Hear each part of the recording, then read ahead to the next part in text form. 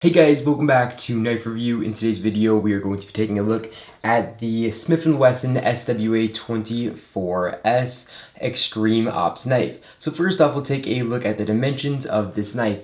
The blade length is going to be 3.1 inches, and the overall length of this knife is going to be 7.1 inches, which is going to be an ideal size for an EDC. As far as weight goes, this comes in at 3.5 ounces, which is definitely relatively lightweight. The handle here is made out of aluminum, which is a very lightweight material. This knife is a liner locker, so you're just going to press it down and over to the side, and then the knife is going to close just like this. And it also does have a flipper here, which is supposedly going to help you open up this knife nice and quickly. However, it's really hard to press down and actually activate, even though I did loosen it. It's really hard to get it open, and when you actually do open it up, it really doesn't open up all the way, and no matter how hard you flick it, it's just not going to open up at all. So you're really just going to have to use the thumb stud and open it all the way just like this. Very disappointed in the flipper here. It basically is just for looks and doesn't work at all. The blade steel on this knife is made from a 7CR17 MOV, and that's just a very budget and basic steel. It's definitely one of the worst you can buy, but considering the price tag is $11 to $14, you definitely can't expect anything more from a knife at this price point. As far as blade sharpness goes, it's going to be a decently sharp right out of the box. As you guys can see here, it's definitely going to cut through paper okay. It's going to tear just a little bit. Definitely not the sharpest knife out of the box. But again, considering the price tag is so cheap, you really can't expect anything too much. And of course, you can sharpen this knife yourself. But as you can see, they're definitely not the sharpest knife out of the box. However, the serrations on this blade are definitely very sharp and are going to be very good for cutting up things like cardboard.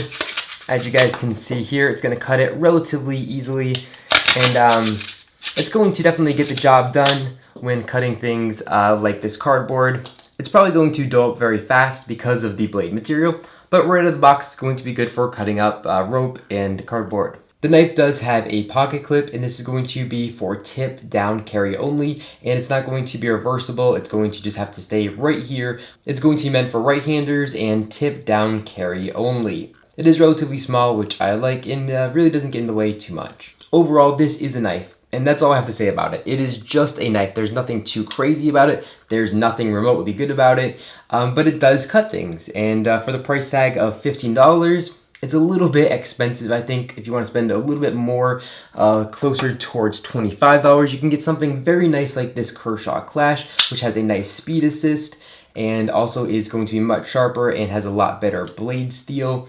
I think you're going to be much happier with something like this Kershaw over this Smith & Wesson. So my advice is definitely pick up something like this Kershaw, spend a couple dollars more, and you're going to definitely thank me later. But jumping back to this Smith & Wesson, I don't think it's really worth $15. I think it's worth more like $5, and even still, just really not the best knife. But like I said, it cuts, and it only costs $11 to $15. So if you guys are thinking about picking up a very budget knife, this is about the quality that you're going to expect. If you guys want to check this knife out, I'm going to leave a link in the description down below where you guys can check this knife out on Amazon. And I'm also going to leave a link to the Kershaw Clash, which is basically just better in every single way, and only does cost $25. But that's all I got for you guys in this video. If you enjoyed it, make sure you give this video a big thumbs up down below. And of course, make sure you hit that subscribe button, and then you'll be notified every single time I upload a brand new video, just like this one, to my YouTube channel. But thanks so much for watching this video, and I'll catch you all in the next one.